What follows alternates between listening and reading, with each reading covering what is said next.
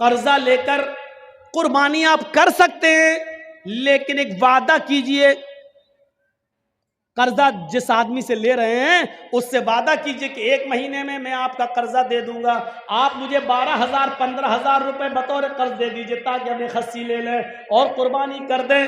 قرضہ لے کر قربانی کی جا سکتی ہے، لیکن اگر آپ کو یہ اندیشہ ہو کہ ہم اس کا قرضہ ادا نہیں کر پائیں گے تو پھر قرضہ لے کر قربانی کرنا بھی آپ کے لیے جائز نہیں ہے۔ اسی لیے جنازے کی نماز پڑھانے سے پہلے یہ پوچھ لینا چاہیے کہ جس آدمی کا جنازہ میں پڑھانے جا رہا ہوں اس مرنے والے پر کسی کا کوئی حق تو نہیں ہے۔ کون پوچھتا ہے؟ آپ اپنے علاقے کے ملا اور مولویوں کو بتائیے کتنے لوگ ہیں جو پوچھتے ہیں؟ اس کے بنا جنازہ ہے ہی نہیں، لیکن بتائیے کتنے لوگ پوچھتے ہیں؟ کتنی بستیوں میں جاتا ہوں، جنازہ سامنے کھڑا، پڑھا دیا، اللہ اکبر، ہو گئی نماز، پڑھا دی گئی، اٹھایا جنازہ، چلا گیا۔ لیکن جنازہ پڑھانے والے کی ذمہ داری ہے کہ میت کا جنازہ پڑھانے سے پہلے اس کے رشتہ داروں کو سامنے لا کر، اس کے بیٹے، اس کی اولاد کو سامنے لا کر پوچھے کہ مرنے والے پر کسی کا کوئی حق تو نہیں ہے، اور جنازے میں صفیں لگ جائیں تو پوری پبلک سے پوچھا جائے کیا مرنے والے کا کسی کے اوپر کوئی قرض تو نہیں تھا۔ اگر ایک بھی آدمی کھڑا ہو کر یہ کہہ دے کہ مرنے والا میرا قرضدار تھا، مرنے سے پہلے اس نے قرضہ لیا تھا اور قرضہ دیے بغیر مر گیا، تو پھر اس کے اوپر جنازہ نہیں پڑھا جائے گا۔ سن رہے ہیں آپ؟ پھر اس پر جنازہ نہیں پڑھا جائے گا۔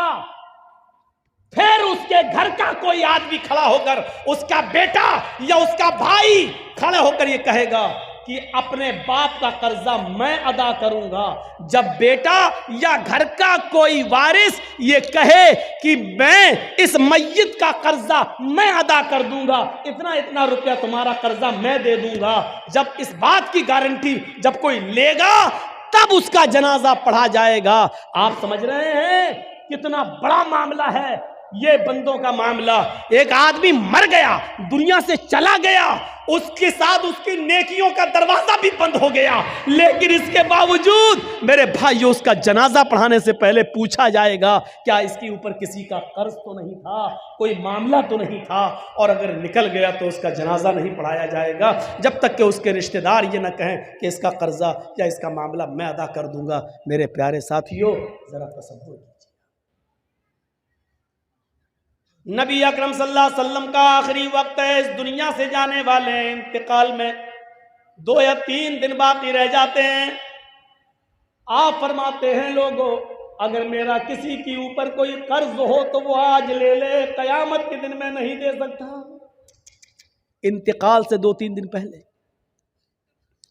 لوگوں اگر میرے اوپر کسی کا قرض ہو تو وہ 2-3 وہ مجھ سے لے لے۔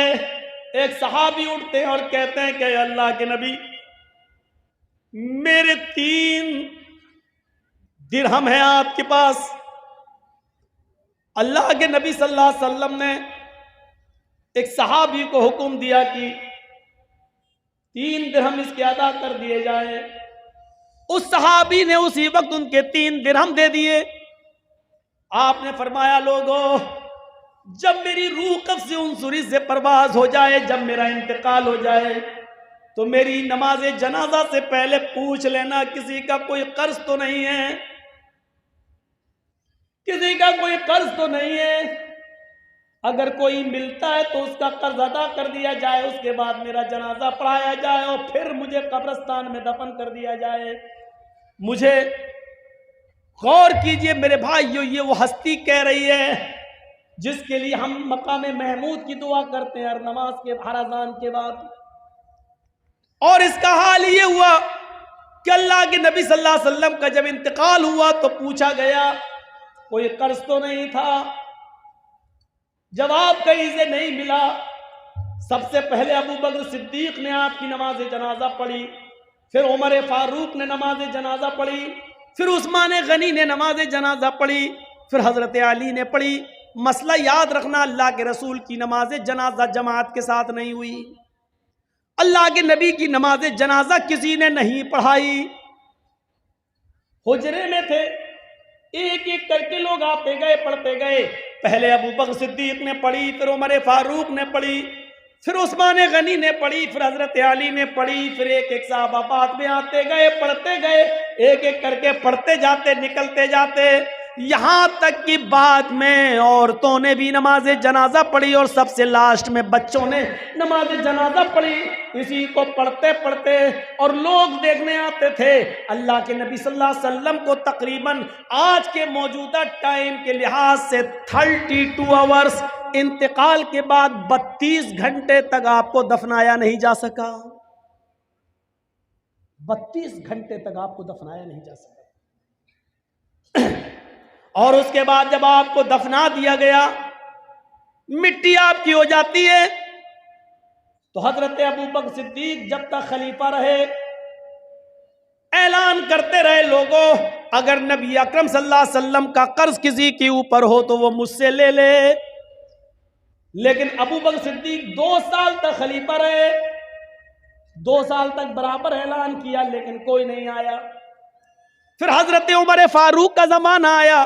حضرت عمر فاروق کے پورے 10 سال تک اعلان ہوتا رہا, اگر نبی اکرم کا قرض کسی کے اوپر ہو, اگر کسی نے نبی کو قرض دیا ہو اور اس کا قرض باقی ہو تو وہ عمر سے آ کر لے لے. حضرت عمر فاروق کے 10 سال کی خلافت میں بھی کوئی قرضہ لینے نہیں آیا. حضرت عثمان غنی کا جب زمانہ آیا تو 12 سال تک اعلان کیا جاتا رہا, اگر نبی اکرم نے کسی سے قرض لیا ہے تو وہ آ کر مجھ سے قرض لے لے, میں نبی کا قرض دینے کے لیے تیار ہوں. لیکن 12 سال تک عثمان غنی کے زمانے میں بھی کوئی قرض لینے نہیں آیا. ذرا اندازہ لگائیے کہ قرضے کا معاملہ کتنا بھیانک ہوتا ہے. اللہ کے نبی صلی اللہ علیہ وسلم اپنے انتقال سے پہلے خود اعلان کر رہے ہیں, اگر کسی کا قرض میرے اوپر ہے تو لے لے. ایک اٹھتے ہیں اور کہتے ہیں کہ میرے 3 درہم آپ نے دلوا دیے, پھر کوئی نہیں ملا. ابو بکر صدیق نے 2 سال تک اعلان کیا لیکن کوئی نہیں ملا. عمر فاروق نے 10 سال تک اعلان کیا لیکن کوئی نہیں ملا. عثمان غنی بھی کہتے رہے کہ نبی کا قرض کسی کے اوپر ہو تو مجھ سے لے لے, لیکن 12 سال تک کسی نے کوئی قرض نہیں مانگا. غور کرو کہ قرض کا معاملہ کتنا بھیانک ہوتا ہے, کیونکہ قرض دار آدمی کی روح لٹکتی رہتی ہے زمین و آسمان کے بیچ میں. میرے پیارے ساتھیوں, جب تک اس کا قرض ادا نہ کر دیا جائے, میرے بھائیوں یہ معاملہ بڑا عجیب و غریب رہتا ہے. آئیے اس معاملے کو سمجھنے کی کوشش کیجئے. حقوق اللہ معاف کر سکتا اپنا حق, لیکن بندے کا حق معاف نہیں کرے گا. اگر کسی نے کسی سے قرض لیا ہے تو پہلی فرصت میں قرض ادا کر دے, پہلی فرصت میں قرض ادا کر دے, کیونکہ نمازیں بیکار ہو جاتی ہیں, روزے بیکار ہو جاتے ہیں, حج بیکار ہو جاتا ہے. حج اسی لیے فرمایا کہ قرضہ لے کر حج جیسی عبادت بھی آپ کرنے نہیں جا سکتے, کیونکہ قرضدار پر حج ہے ہی نہیں. قرضدار پر حج نہیں, حج تو اس پر فرض ہے جو صاحب استطاعت ہو. من استطاع الیہ سبیلا, جو ان استطاع الیہ سبیلا, اگر تم وہاں تک جانے کی طاقت رکھتے ہو تو حج کرو, تو حج کرو. اگر وہاں تک جانے کی طاقت نہیں ہے, استطاعت نہیں ہے, تو آپ حج نہ کریں. اب میں آپ سے پوچھتا ہوں کہ ایک ماں کے 2 بیٹے ہیں, دونوں بیٹے جوان ہیں, ایک پڑھ لکھ کر بہت قابل ہو گیا ہے, اس کی سرکاری سروس لگ گئی ہے, اس کو 1 لاکھ روپیہ مہینہ مل رہا ہے. ماں بوڑھی ہو چکی ہے, باپ کا انتقال ہو چکا ہے, وہ بیٹا 1 لاکھ روپیہ مہینہ کماتا ہے, 50,000 روپے مہینہ کماتا ہے, اور اسی پر وہ اپنا پیٹ بھی پالتا ہے, اپنے بیوی بچوں کا پیٹ بھی پالتا ہے, اور اپنی بوڑھی ماں کا بھی خیال رکھتا ہے. لیکن اسی ماں کا ایک دوسرا بیٹا ہے, وہ بھی جوان ہے, لیکن اس کے دونوں پیروں میں پولیو ہے, لکوا مار چکا ہے. اس کے دونوں ہاتھوں میں کمپن ہے, ہاتھ بھی اس کے لکوا مار چکے, وہ نہ اٹھنے کے لائق ہے, نہ اپنے سے بیٹھ سکتا ہے, نہ اپنے سے کھا سکتا ہے, نہ اپنے سے پیشاب اور پائخانہ کر سکتا ہے. اس بچے کی عمر بھی 18-20 سال ہے. اس کا بھائی بھی 20-22 سال کا ہے، جو کماتا ہے اور اپنی ماں کو کھلاتا ہے، لیکن یہ بیچارہ اپاہج بچہ، دونوں پیروں سے اپاہج، دونوں ہاتھوں سے اپاہج، بستر پر لیٹا ہے، یہ نہ کما سکتا ہے، نہ ماں کا پیٹ بھر سکتا ہے، نہ خود کھا سکتا ہے۔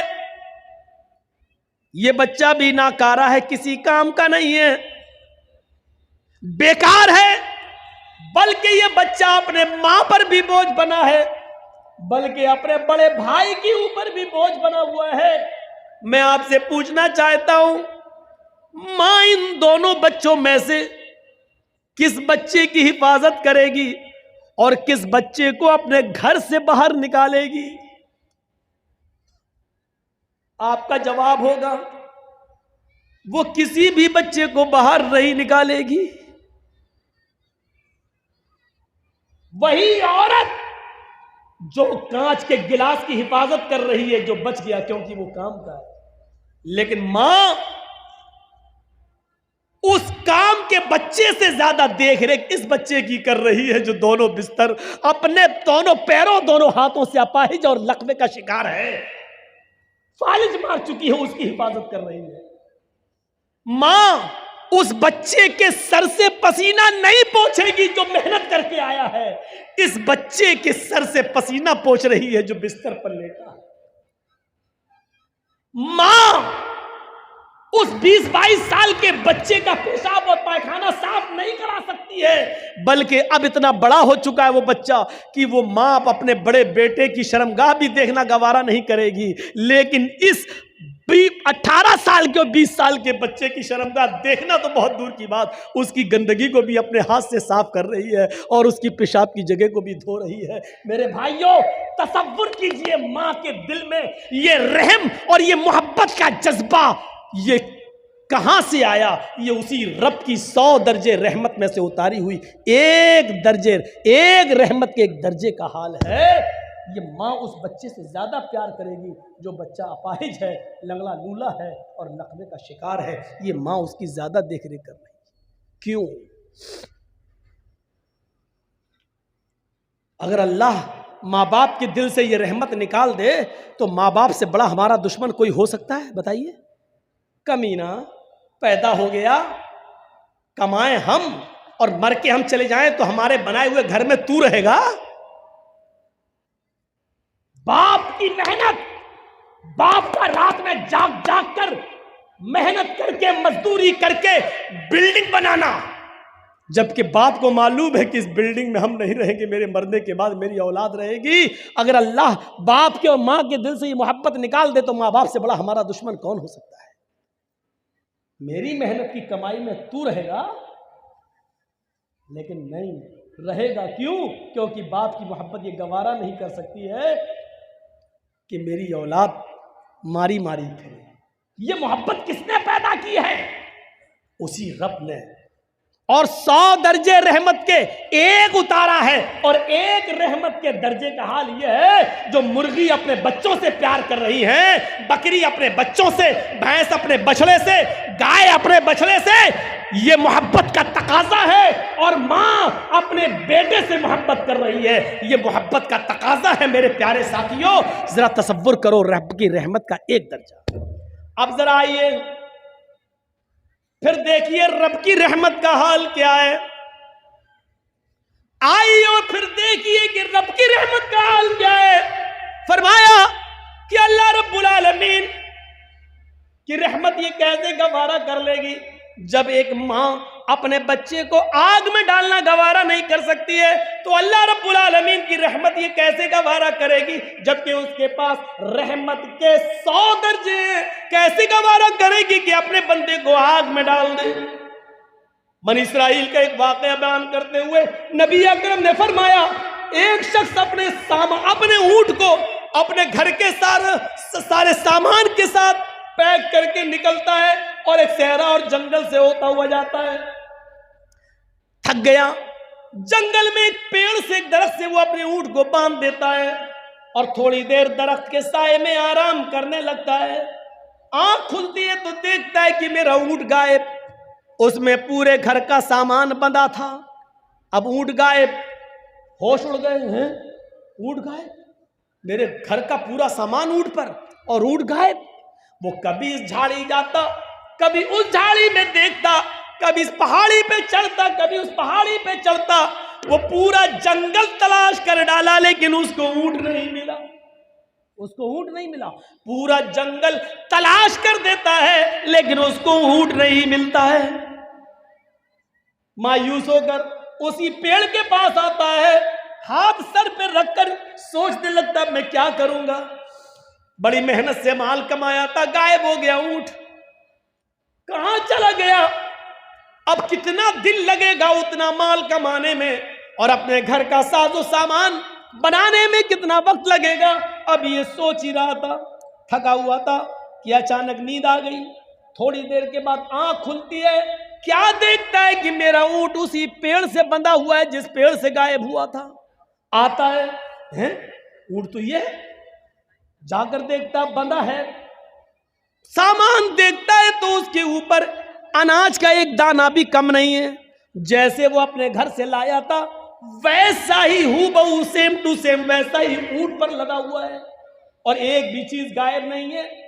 اس چیز کو دیکھتا ہے تو مارے خوشی کے, ہم نے دن بھر اونٹ ڈھونڈا, تلاش کیا تو ملا نہیں, اور اچانک اپنے آپ آ گیا اور سامان بھی غائب نہیں.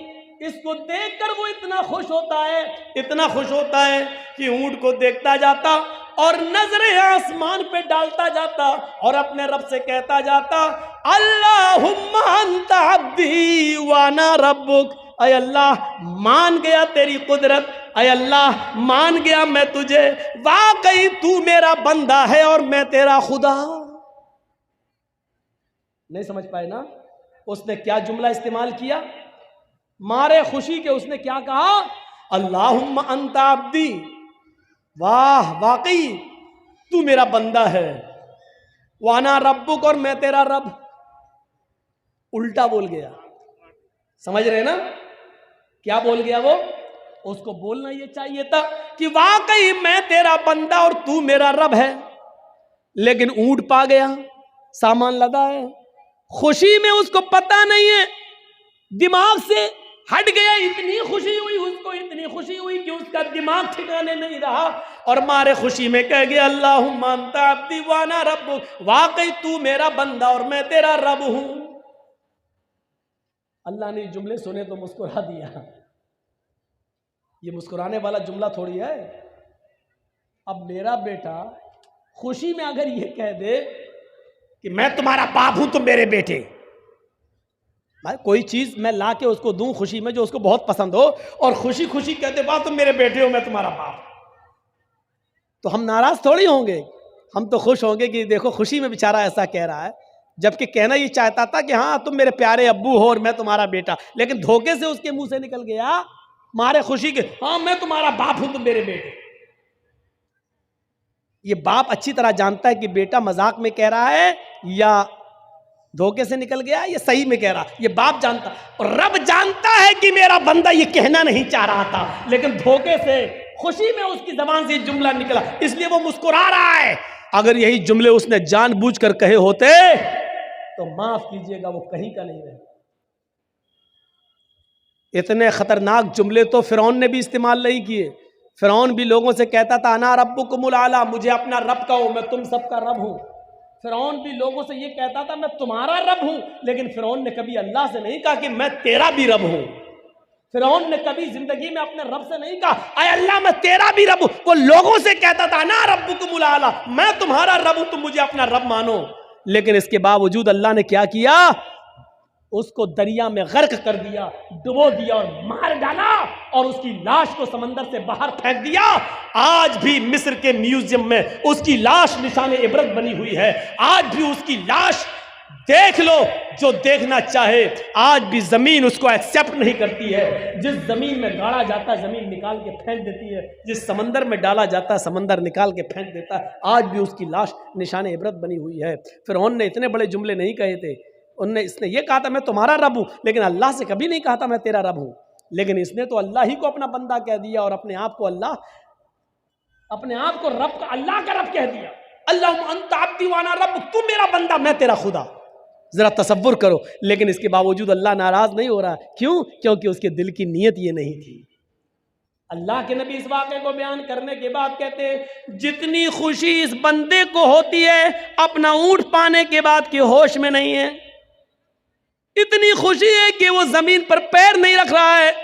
جب ایک گناہگار بندہ رات کی تاریکی میں نفل نماز پڑھنے کے بعد جب ساری دنیا سو رہی ہو پھر وہ اٹھ کر وضو بنائے اور رات کے اندھیرے میں اٹھ کر رفع یدیہ الی السماء، اپنے دونوں ہاتھوں کو آسمان کی طرف اٹھا لے اور پھر اپنے گناہوں کی معافی اللہ سے مانگے.